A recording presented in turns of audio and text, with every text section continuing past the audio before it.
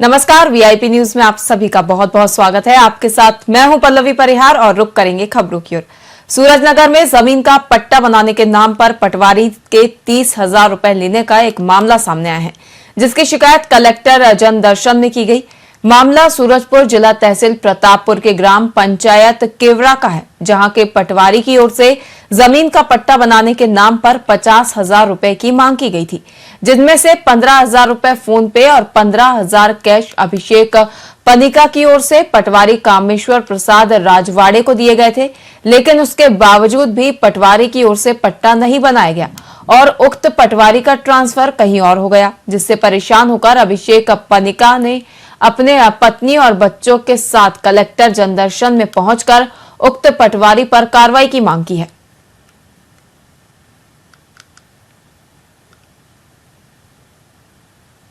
हमारे गांव के पटवारी कामेश्वर राजवाड़े प्रसाद से निवेदन किए थे कि कभी जमीन को पट्टा बना दे। बोले ठीक है, पट्टा के लिए 50,000 मांगे हम लोग से, तो हम लोग बोले इतना तो नहीं दे पाएंगे, फिलहाल 30,000 में काम चला रही है। बोले ठीक है, 30,000 में हो जाएगा, इतना ही दे दो अभी के लिए।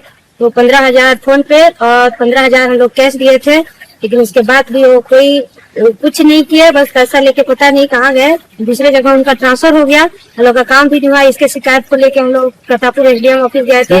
एसडीएम ठीक है, जांच कराएंगे, पर अभी तक कोई जांच नहीं कराए हैं। हम लोग बस चाहते हैं, इसलिए कलेक्टर साहब के पास आए थे कि पटवारी के खिलाफ सख्त से सख्त कार्रवाई हो।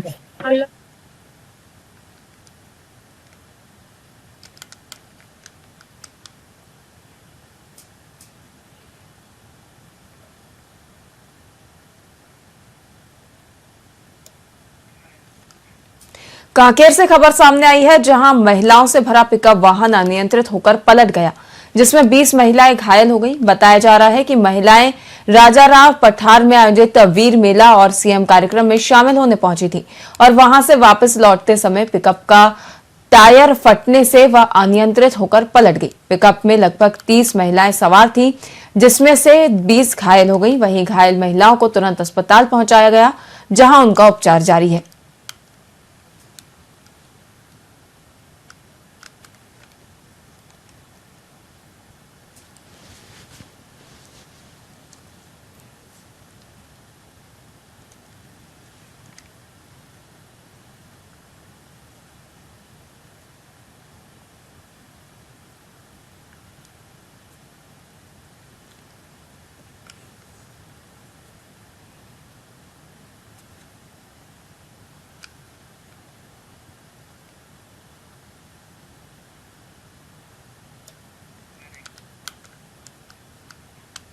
उत्तर प्रदेश के प्रयागराज में होने वाली पवित्र कुंभ मेला आयोजन को लेकर उत्तर प्रदेश के कैबिनेट मंत्री सुनील शर्मा और संजय गौड़ राज्य मंत्री ने छत्तीसगढ़ के मुख्यमंत्री विष्णुदेव साय से मुलाकात की और पवित्र कुंभ मेले के लिए आमंत्रित किया।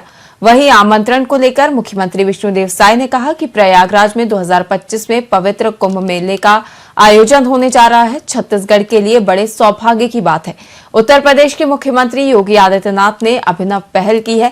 महाकुंभ मेले के निमंत्रण के लिए कैबिनेट के 2 मंत्री भेजे हैं। इस आमंत्रण के लिए उत्तर प्रदेश मुख्यमंत्री का आभार व्यक्त करते हैं। उन्होंने छत्तीसगढ़ के 3 करोड़ जनता को आमंत्रण भेजा है। कुंभ मेले में शामिल होना बड़े सौभाग्य की बात होता है। इस बार का कुंभ मेला विशेष होगा, इसलिए सब जाएंगे। उत्तर प्रदेश के मुख्यमंत्री से आग्रह किया कि जगह उपलब्ध कराने के लिए वहां पर पंडाल लगाया जाएगा। छत्तीसगढ़ के जितने भी लोग कुंभ मेले में जाएंगे, वहां उनके रुकने के साथ साथ भोजन की व्यवस्था भी की जाएगी।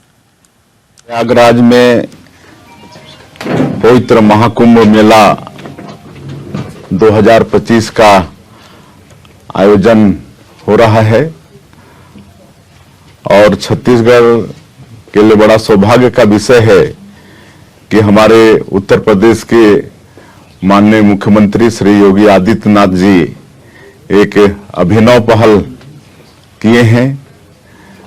महाकुंभ के निमंत्रण के लिए 2 मंत्री अपनी सरकार का छत्तीसगढ़ भेजे हैं। आज माननीय श्री सुनील शर्मा जी जो कैबिनेट मंत्री हैं वो आए हैं। माननीय श्री संजय गौड़ जी जो राज्य मंत्री हैं वो दोनों आए हैं और दोनों माननीय मुख्यमंत्री जी का निमंत्रण लेके यहाँ पर आए हैं। दोनों का स्वागत है।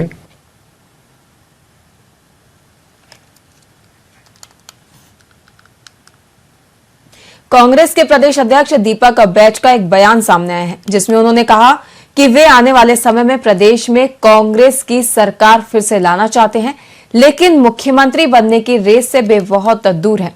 वहीं इस पर प्रतिक्रिया देते हुए प्रदेश के उप मुख्यमंत्री अरुण साव ने दीपक बैज पर तंज कसा। उन्होंने कहा कि ये मुंगेरी लाल के हसीन सपने हैं।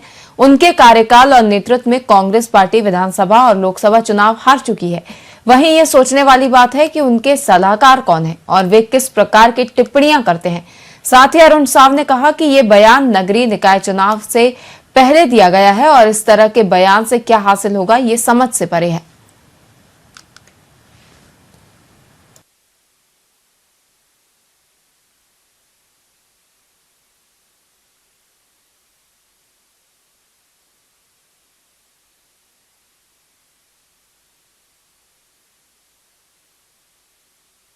देखिए, दीपक बैज जी प्रदेश अध्यक्ष रहते हुए हमारे मंडल अध्यक्ष से हारे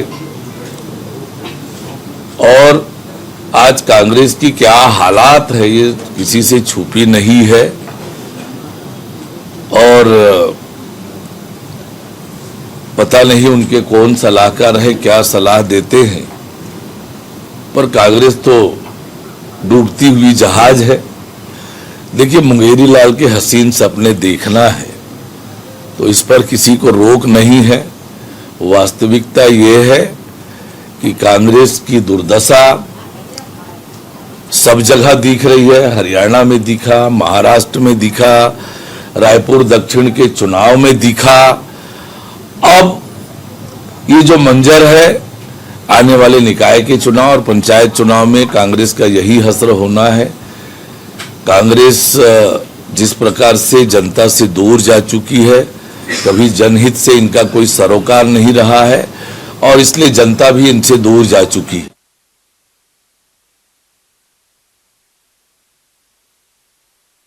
कोरबा जिले के कटघोरा नगर में अंग्रेजों से लड़ाई लड़ने वाले वीर सपूत शहीद वीर नारायण सिंह का शहादत दिवस बड़े धूमधाम से मनाया गया। वहीं इस मौके पर सर्व आदिवासी समाज की ओर से डीजे के साथ रैली निकाली गई, जिसमें लोगों ने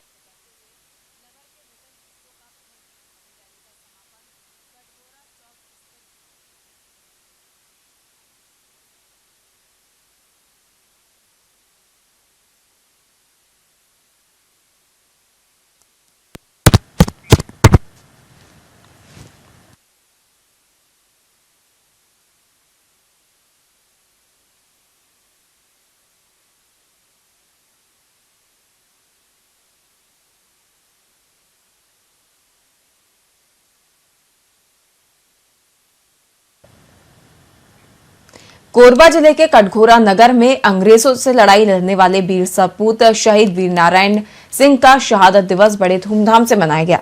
वहीं इस मौके पर सर्व आदिवासी समाज की ओर से डीजे के साथ रैली निकाली गई, जिसमें लोगों ने नृत्य करते हुए नगर के विभिन्न हिस्सों का भ्रमण किया।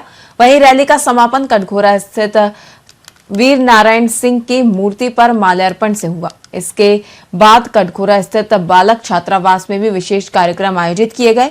बता दें कि कार्यक्रम में उपस्थित नेताओं और प्रतिनिधियों ने शहीद वीर नारायण सिंह के साहस और बलिदान को याद करते हुए कहा कि उन्होंने अपने जीवन में लोगों के अधिकारों के लिए संघर्ष किया है।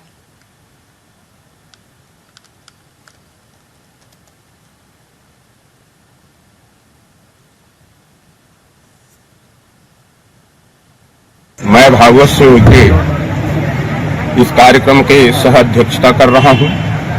आज अमर शहीद वीर नारायण सिंह स्मृति दिवस पर छात्रावास द्वारा विगत कई वर्षों से कार्यक्रम आयोजित किया जाता रहा है, जिसमें बच्चों के सर्वांगीण विकास, उसके नैतिक शिक्षा के साथ साथ इस देश के अमर शहीदों को ये स्मृति हमेशा याद रहे उनको, क्योंकि उनके याद करने से ही हम आगे बढ़ रहे हैं, हमारा समाज आगे बढ़ रहा है, ये देश बढ़ रहा है। वो केवल एक व्यक्तिगत समाज के लिए नहीं बल्कि पूरे देश के लिए अपना प्राणों की आहुति दी।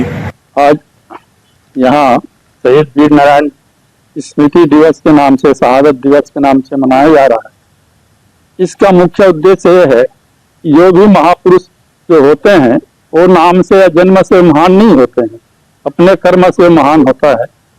तो उनकी महानता जो है समाज में जब ही उभर आता है, जब उसका कार्य जो है अपने स्वार्थ के ऊपर उठ करके समाज का, देश का हित के लिए अगर कार्य करने लगे तो वह जो है मानव से महामानव के रूप में हो जाते हैं।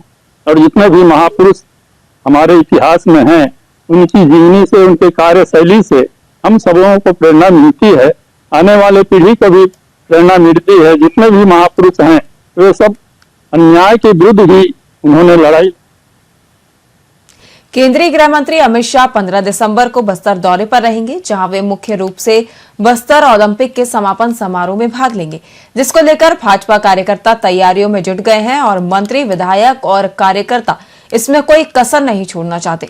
वहीं शाह के दौरे को लेकर उप मुख्यमंत्री और गृह मंत्री विजय शर्मा ने अपने 2 दिवसीय बस्तर प्रवास पर शहर के दीनदयाल उपाध्याय भाजपा कार्यालय में बस्तर सांसद, विधायक और शीर्ष नेतृत्व के नेताओं की बैठक ली। उप मुख्यमंत्री ने बताया कि 15 दिसंबर को केंद्रीय गृह मंत्री शाह दोपहर 1 बजे जगदलपुर पहुंचेंगे और बस्तर ओलंपिक समापन समारोह में भाग लेंगे। ओलंपिक में नक्सलियों की ओर से लगाए गए आईईडी ब्लास्ट में जीवन भर के लिए दिव्यांग हो चुके लोग भी हिस्सा लेंगे। जो नक्सली कार्य छोड़कर मुख्य धारा में वापस लौट आए हैं वो भी इसमें भाग लेंगे और इसके केंद्रीय गृह मंत्री उन कमांडरों के साथ भोजन करेंगे जिन्होंने बड़े बड़े नक्सल ऑपरेशन किए हैं। वहीं नगरीय निकाय चुनाव के संबंध में पूछने पर उन्होंने कहा कि चुनाव के लिए स्थानीय अध्यक्ष के नेतृत्व में भाजपा निगम और पंचायत चुनाव दोनों जीतेंगे।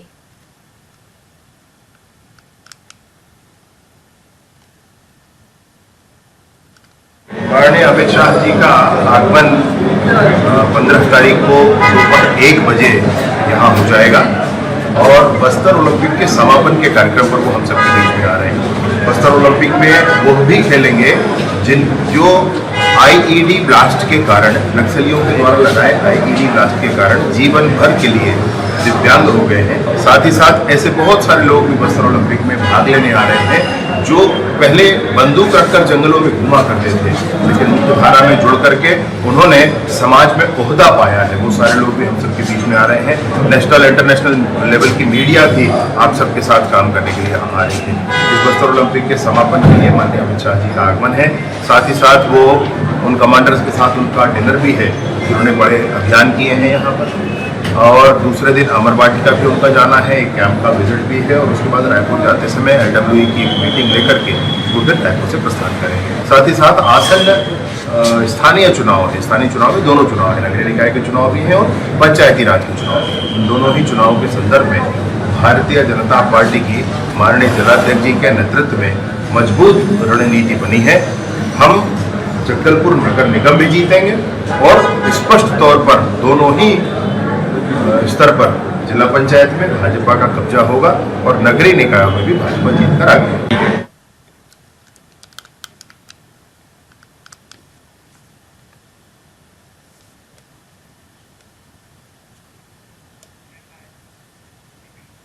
माता रुक्मणी आश्रम धानोरा में 3री कक्षा की छात्रा की मौत होने का मामला सामने आया है। बता दें, फूड पॉइजनिंग की वजह से बीजापुर अस्पताल में 27 बच्चों को भर्ती किया गया था, जिनमें से 9 बच्चों को आईसीयू में रखा गया था। वहीं शिवानी तेलम को देर रात मेडिकल कॉलेज जगदलपुर रेफर किया गया था, जिसके बाद भैरमगढ़ में बच्ची ने दम तोड़ दिया। शिवानी तेलम बीजापुर ब्लॉक के तुमनार निवासी है।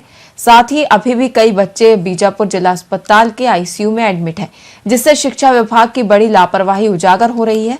जिम्मेदार अधिकारियों के नियमित निरीक्षण नहीं करने का नतीजा है कि बच्चे जिंदगी की जंग लड़ रहे हैं। इस मामले को लेकर जिला पंचायत अध्यक्ष शंकर कड़याम ने कहा कि जिम्मेदारी कर्मचारियों पर कड़ी कार्रवाई करनी चाहिए।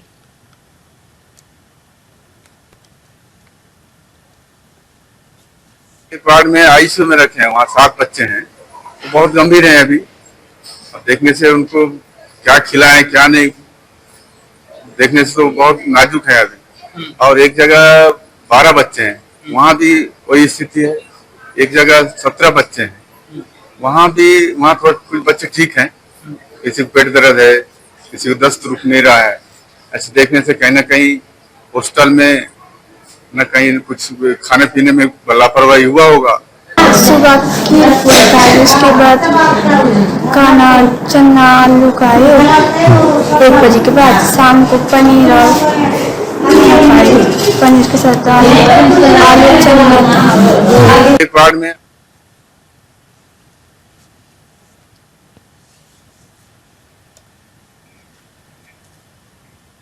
फिलहाल के लिए खबरों में इतना ही। देखते रहिए VIP न्यूज। नमस्कार।